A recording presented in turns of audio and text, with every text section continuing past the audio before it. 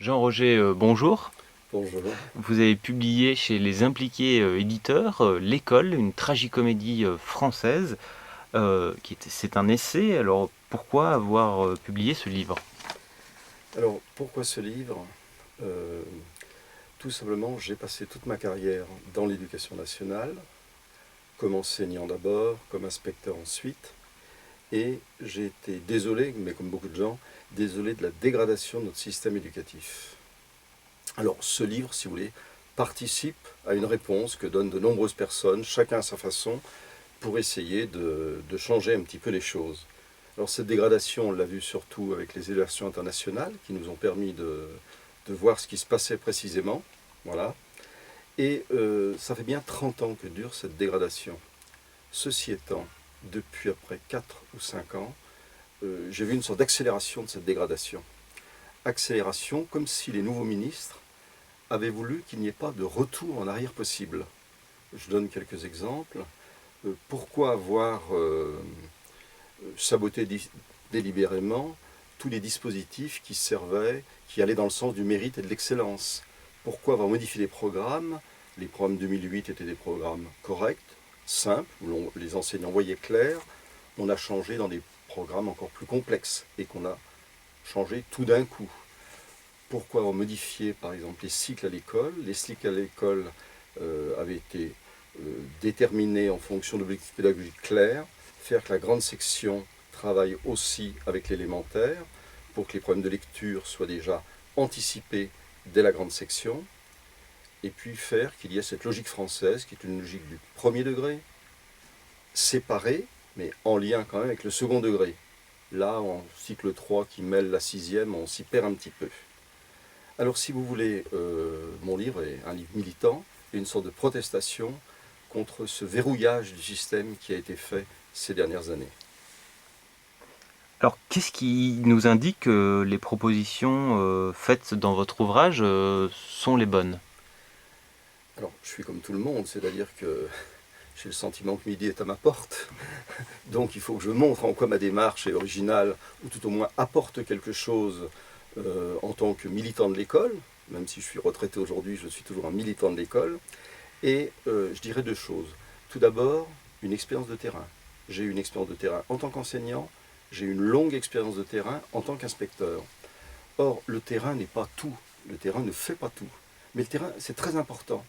Et avec l'arrivée, il y a une trentaine d'années, des sciences de l'éducation, on a eu le sentiment que tout était fait pour que les enseignants se disent en eux-mêmes, bah finalement on ne sait plus enseigner. On aurait dit qu'on leur montrait que leur expérience ne comptait pas. Or, il y a des enseignants très efficaces. Comment ne pas s'appuyer sur leur expérience? Alors ça a été la première chose, si vous voulez, un appui sur l'expérience de terrain des enseignants et de la mienne. Deuxième chose, dans mon livre, j'expose un certain nombre de situations pédagogiques très concrètes et je demande à des philosophes, de Platon jusqu'à Hannah Arendt, qu'auriez-vous fait dans cette situation-là? Je ne leur dis pas quelle est votre métaphysique, je leur dis répondez concrètement. Là, pour enseigner les langues vivantes, comment on s'y prend? Là, on a un élève qui pète les plombs, comme on dit, qui a des problèmes de discipline. Comment s'y prend l'enseignant face à ce problème de discipline? La géométrie, pourquoi a-t-elle de moins en moins de place dans nos programmes? Alors toutes ces questions très concrètes, je les ai exposées, et j'ai exposé les réponses des philosophes, les réponses qu'ils ont bien voulu me donner, mais franchement, ils m'ont répondu très honnêtement et en toute franchise. Alors dernière question, pourquoi avoir choisi ce titre, L'école, une tragicomédie française? Alors, il faut savoir que mon livre, comme je vous l'ai dit, est à la fois un livre théorique, mais aussi pratique. Et je donne beaucoup de situations pédagogiques qui sont des situations de vie. Et la vie, c'est énormément du comique et du tragique. Il y a les deux dans la vie. Et ça a été d'autant plus vrai ces dernières années, et parfois un petit peu tristement, puisque on disait aux enseignants noirs, le coup d'après on leur disait blanc, on leur disait d'aller dans un sens, après il fallait dans un autre sens, faites tel programme, quelques années après on change encore de programme. Alors il y avait ce balancement terriblement tragicomique, je dirais. Ceci étant, la tragédie, elle est concevable pour un système.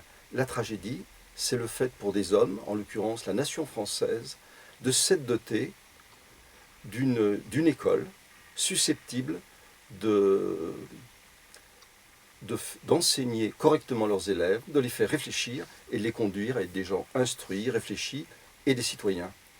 Mais la tragédie devient triste quand il n'y a plus cette lutte entre des forces qui vont vers la liberté et qui cherchent à s'imposer, mais qu'on se trouve face à des sortes d'impossibilités, d'impasses, de régression, comme ça a été le cas ces dernières années. Alors, je ne suis pas non plus complètement triste, si vous voulez, pas complètement pessimiste, je dirais, et peut-être que les choses, parce que depuis quelques mois, je vois qu'il y a des changements qui sont introduits, donc peut-être que les choses vont bien tourner. Et quand des choses sont difficiles, sont un peu tragiques, et puis tournent bien finalement, on appelle ça une tragicomédie. Alors, je voudrais terminer quand même sur une dernière remarque, puisque des enseignants vont m'écouter, entre autres, et ils ont un nouveau ministre, à savoir Jean-Michel Blanquer. D'une façon générale, j'approuve, ils le verront dans mon livre, j'approuve ce que met en avant Jean-Michel Blanquer, ça me semble aller dans le bon sens, et des mesures justement de bon sens, des mesures qui peuvent permettre de remonter notre école. Ce qui ne veut pas dire, comme je fais cette remarque-là, que je suis d'accord avec tout ce qu'il fait. Par exemple, j'entends parler d'un parcours citoyen qui va prendre des semaines sur les apprentissages aux élèves.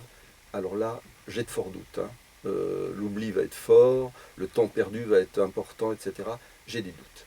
Il n'empêche que, au vu de l'état de notre école, il faut à tout prix que Jean-Michel Blanquer réussisse les réformes qu'il est en train d'engager. Et je ne voudrais pas qu'il y ait des obstacles, soit idéologiques, soit des obstacles corporatistes à ce qu'il essaie de mettre en œuvre. Parce que dans ce cas-là, nous irions vers une sorte d'école à plusieurs vitesses, c'est-à-dire l'école de tradition française, cette école qui est là pour former des citoyens, cette école qui est là pour les pousser vers le haut avec un certain niveau intellectuel intéressant. Cette école, on peut dire que ça serait sa fin. Alors, mon livre, si vous voulez, essaye de pousser à la roue ce chariot éducation nationale, pousser lui parmi d'autres, si vous voulez, mais tel est un petit peu l'objectif de mon livre.